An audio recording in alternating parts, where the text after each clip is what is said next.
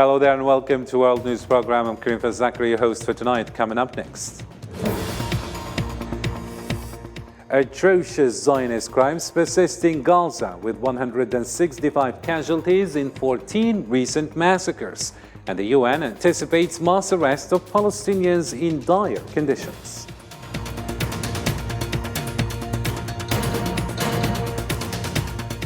Over 20,000 infants born amid crisis in Gaza per UNICEF. An occupation-linked killing claims lives of academic figures documented by Euromed Human Rights Monitor.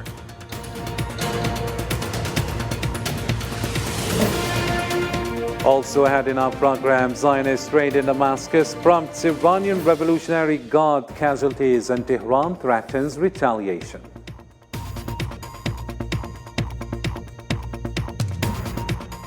And non-aligned movement commends Algeria for anti-terrorism efforts and disaster response. Algerian Foreign Ministry denies crisis allegations in Mali, and summit focuses on Sahrawi self-determination rights. The details after the break.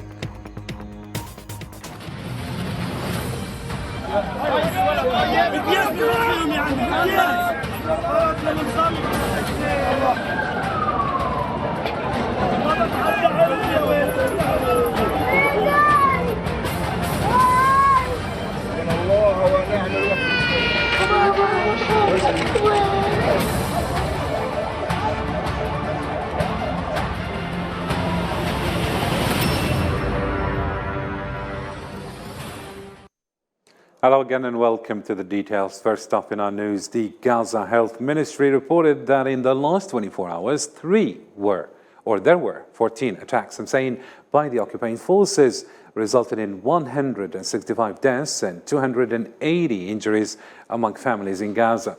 The total toll from Zionist aggression since October 7th is now over 24,927 deaths and 62,000 injuries. Many victims are still trapped in rebel and inaccessible areas, hampering rescue efforts.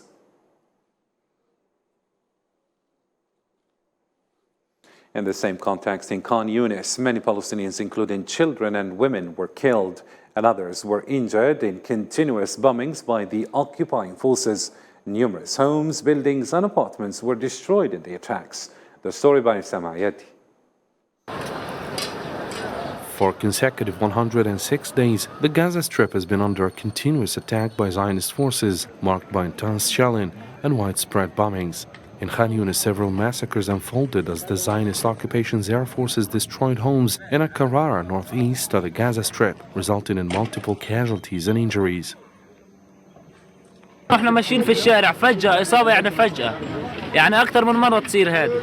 We were walking down the street when suddenly there was a strike, as has happened more than once. We first heard the strike and we came to see what had happened. We saw people with torn bodies and the car which continued to roll a little on the road. As the Zionist war machine persists in targeting unarmed civilians, communication has been completely severed, prompting residents in the southern Gaza Strip to venture to the seashore in an attempt to reach family trapped in the north, where the wide Zionist onslaught has left no stone unturned, exacerbating the already dire situation. We've had no internet signal in Rafah and the entire Gaza Strip for a week, so we're using eSIM cards to try to communicate with our parents, our relatives, our neighbors, and everyone who's remained in the northern part of the band.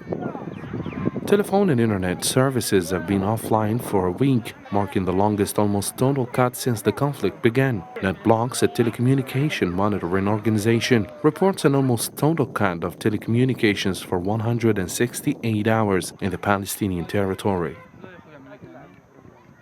There is no internet, no signal. You can only reach the signal in the heights, and this area is probably the highest point in Gaza. I don't know if there is a higher point. We came here to have an internet connection, even if we can't get a signal there. Communication disruption has had a grave impact, allowing the occupation to commit heinous crimes in the shadows and also hindering rescue efforts and emergency teams, exacerbating the challenges posed by the shortages in personnel and direct targeting by the Zionist forces.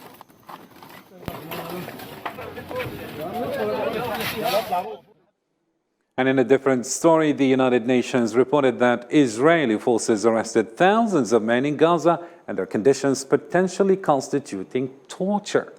The UN High Commissioner for Human Rights, Representative Ajay Songhai, stated in a Geneva press conference that detainees were blindfolded, beaten, and released half-naked.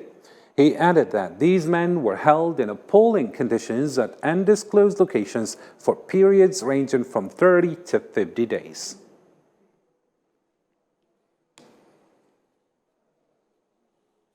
Similarly, Palestinian detainees recently released from the northern Gaza Strip to Mohammed al-Najjar Hospital in the south through the Kerem Shalom crossing shared their ordeal of abuse and torture by Zionist occupation forces. These individuals, including elderly women and children, revealed they had been arrested for over a month, enduring harsh conditions that significantly impacted their health.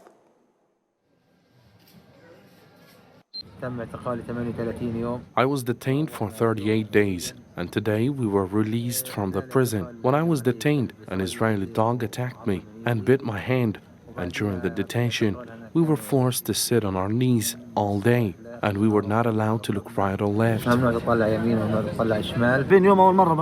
I'm walking for the first time in 40 days. I wasn't allowed to walk at all. We were forced to sit on our knees. When the Israeli soldier wanted to show his empathy, he let you change positions or posture, but without lying on the ground. The United Nations Children's Fund, UNICEF, reported that over 20,000 infants have been born since the beginning of the genocidal war in the Gaza Strip. UNICEF warned about the consequences of inadequate medical care for pregnant women and called for urgent international action to safeguard newborns and their mothers. Zara Frajeni with more. Amid the ongoing bombardment and constant displacement in the Gaza Strip, as well as acute aid shortages, UN humanitarians warn of the dreadful conditions, especially for mothers and newborn in the war-raged Palestinian enclave. Unbelievable. UNICEF spokeswoman Tess Ingram, back from a recent visit to the Gaza Strip, described the medical care for pregnancy, births and newborns at a breaking point. Becoming a mother should be a time of celebration, but in Gaza, it's another child delivered into hell. Humanity cannot allow this warped version of normal to persist any longer. Mothers and newborns need a humanitarian ceasefire. The situation of pregnant women and newborns in the Gaza Strip is beyond belief, and it demands intensified and immediate actions. Ingram emphasized that mothers face unimaginable challenges in accessing adequate medical care, nutrition and protection before, during and after giving birth. I was 3 months pregnant and living in the middle of Gaza. There was heavy bombing around us and we didn't have proper medicine or food. I was scared all the time. I had to visit a doctor there and the doctor told me they couldn't find the baby's pulse. So for the last month I have known my baby isn't alive, but there is nothing I could do. Today I finally made it here to the Emirati hospital to get help. There are no beds here, so we are sharing a bed and a blanket. I had my cesarean 46 days ago. I have had some infections, which is why I am staying in the hospital. The baby is in my tent with my sister. The scene in the Strip is very tragic. Thousands find themselves entangled in the devastating consequences, particularly pregnant women who end up facing two tragic scenes, miscarriage or premature birth. Similarly, mothers and infants suffering deepen with the continuation of the Zionist aggression. Despite persistent calls for a ceasefire, no clear resolution is in sight. The Euro-Mediterranean Human Rights Monitor has confirmed that it recorded the deaths of 94 Palestinian university professors, along with hundreds of teachers and thousands of students as part of the ongoing genocide in the Gaza Strip since October 7th. The Monitor stated that the Zionist occupation forces deliberately targeted academic, scientific, and intellectual figures, killing dozens of them in direct raids on their homes. We documented the Israeli army killing of 94 Palestinian university professors, hundreds of teachers, and thousands of students during the war on Gaza. The Israeli army carried out deliberate and specific attacks against academic, scientific, and intellectual figures in the Gaza Strip. Dozens of them were killed in direct raids that targeted their homes without warning, and they were crushed to death under the rubble along with their family members. Still with the Palestinian file, the Palestinian Ministry of Foreign Affairs called on international officials, the UN and the global community to do more than acknowledge the humanitarian crisis and implement an immediate ceasefire. In a statement on Saturday, the ministry emphasized the need for these entities to fulfill their legal and moral duties by taking practical steps to protect civilians and provide for their basic needs. It criticized discussions about the post-war situation as a distraction from the ongoing 106-day aggression, silencing the voices and suffering of Palestinian civilians.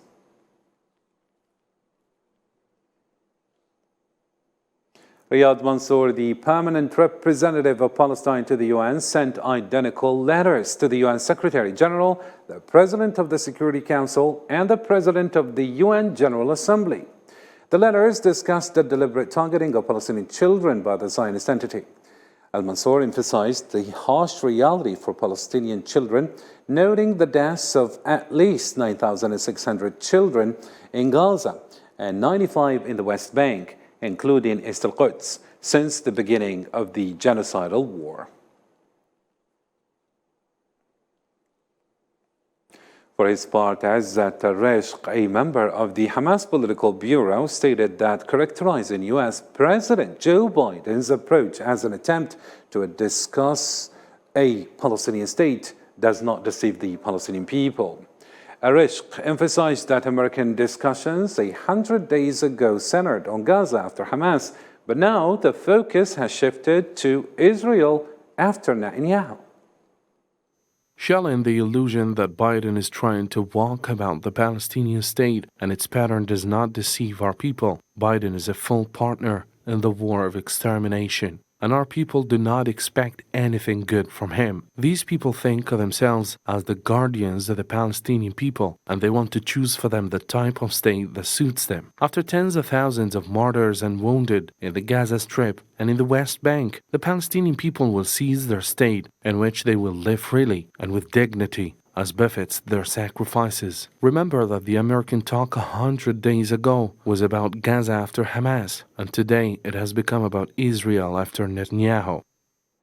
To the developments on the ground now, Al-Qassam brigades bombed Zionist military vehicles in northern Gaza using 105 Al-Yasin missiles. Video clips on Telegram show the fighters targeting Zionist vehicles in Jabari site east of Jabalia. Meanwhile, Al-Quds brigade sniped an occupation soldier and hit a Merkava tank with a tandem shell in the Taqadum axis, north of Nusayrat camp that is.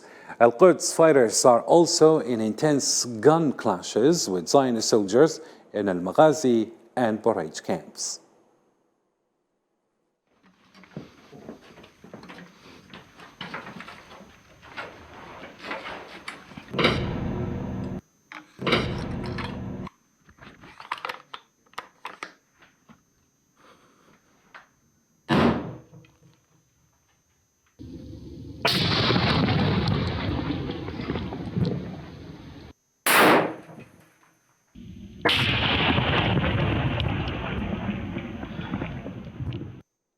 During the 19th Non-Aligned Movement Summit in Kampala, South African President Cyril Ramaphosa called for a lasting ceasefire in Gaza and emphasized the importance of recognizing the establishment of a Palestinian state based on the 1967 borders. Ramaphosa highlighted the dire conditions in Gaza, particularly due to the Zionist occupation's blockade, preventing the entry of humanitarian aid into the besieged area. More than 4 years has passed. Genocide is being perpetrated, and we referred to the case that we have referred to the International Court of Justice.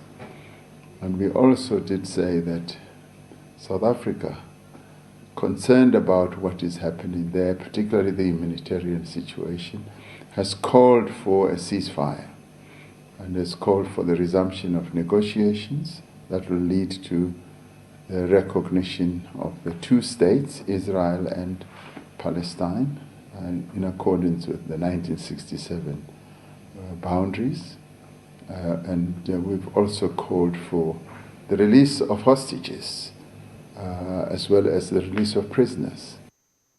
To public opinion now, cities and capitals globally saw large-scale demonstrations on Saturday condemning the Zionist aggression on Gaza.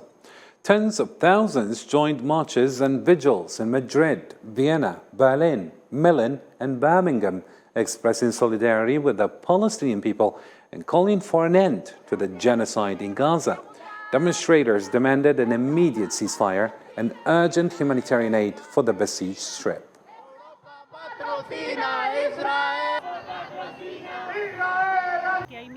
There are thousands and thousands of deaths. People have their lives ruined and everyone looks the other way. We're here to demonstrate and show our support.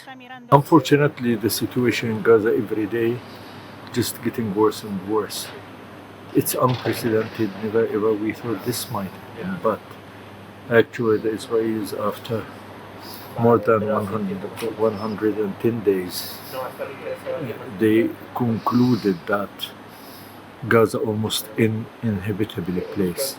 Where is humanity? We are in 2024 and we are accepting what is happening in Palestine. What is happening to the world?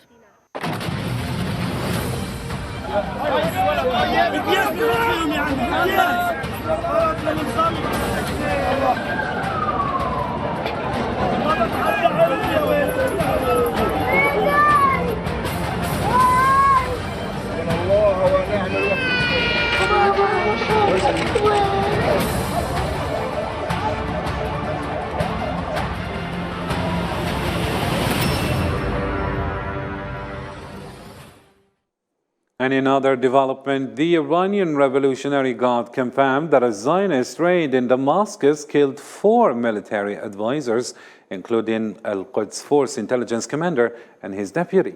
The attack targeted a building with Iranian advisors in the Mezeh neighborhood, as reported by the Syrian news agency.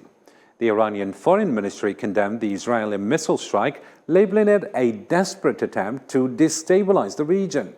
Iran reserved the right, however, to respond to what it considered organized terrorism by Israel at an appropriate time and place, urging countries and international organizations to denounce the attack.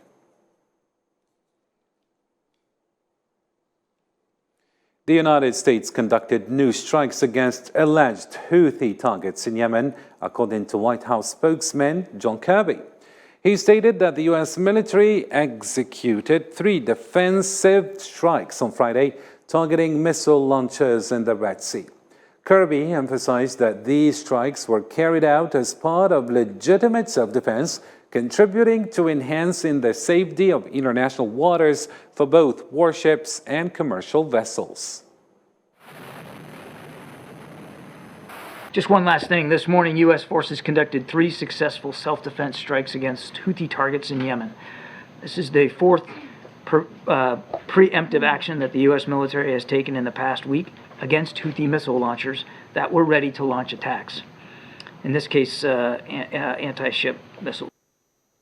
Moving into other topical news, and as you followed in our headlines, the 19th summit of the non-aligned movement and the Kampala Declaration recognized Algeria, led by President Abdelmadjid Tebboune, for its efforts in combating terrorism and handling natural disasters.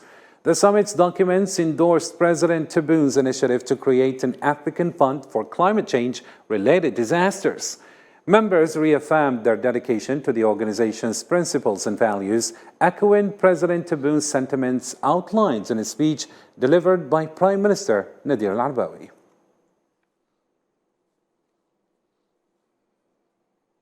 The Algerian Foreign Ministry rejected claims from a Sahel Alliance website alleging that Algeria proposed a Mali initiative at the non-aligned countries summit in Kampala. The ministry dismissed the website's content, clarifying that Algeria did not put forward any such initiative related to Mali's peace and reconciliation agreement. It emphasized that language in the Kampala final document about the financial crisis was established since the Baku ministerial meeting on the non-aligned movement and specifically concerns the movement with no Algerian interference in its formulation.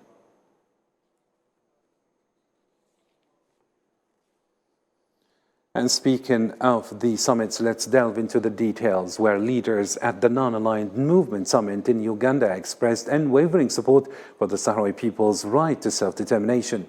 They urged the implementation of UN and African Union resolutions to end Moroccan colonialism and enable the Sahrawi people to regain control of their occupied territories. Here's Islam Said.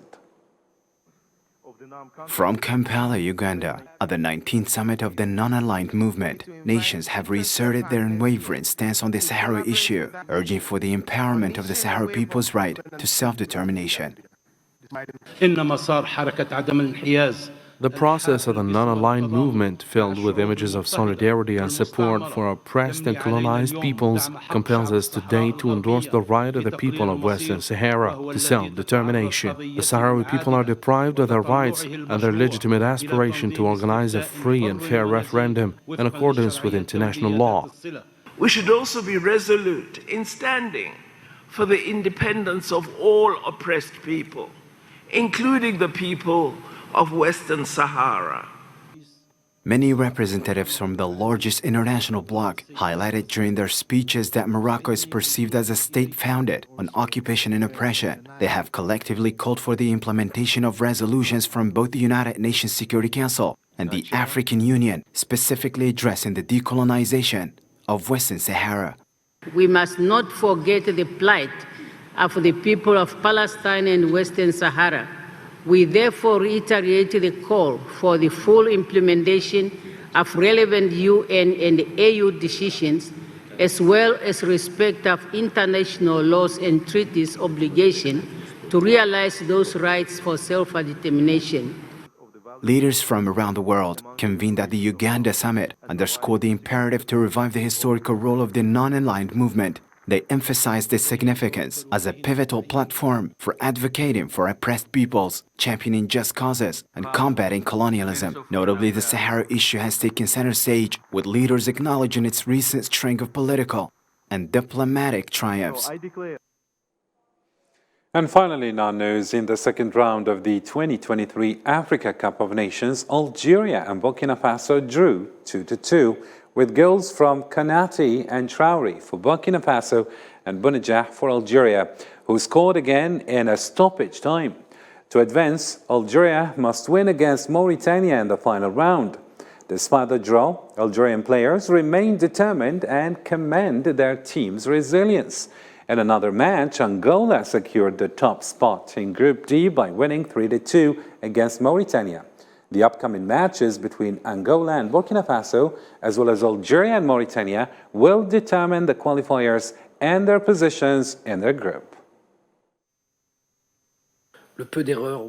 We can only blame ourselves. The few errors or placement or lack of concentration maybe. Or, I don't know, we pay cash for these moments. While we create a lot of chances, we get into the penalty areas a lot. Let that be the last gesture. We're perhaps not killer enough. The match could have been different. I would congratulate our players for their self-sacrifice, the determination they had to stay alive and go to the end of the match to get back to the mark. Thank God for everything. We played a great match, and the weather certainly affected our performance. The temperature was high, and the time did not help us either. But before the match, we knew of the conditions we would face. Thank God we have kept an opportunity to qualify through the third match, God willing. We wanted to win today and get the 3 points, but the task was not easy. Well, with that, ladies and gentlemen, we reach the end of our program. Thank you for tuning in, and until next time, good night and take care.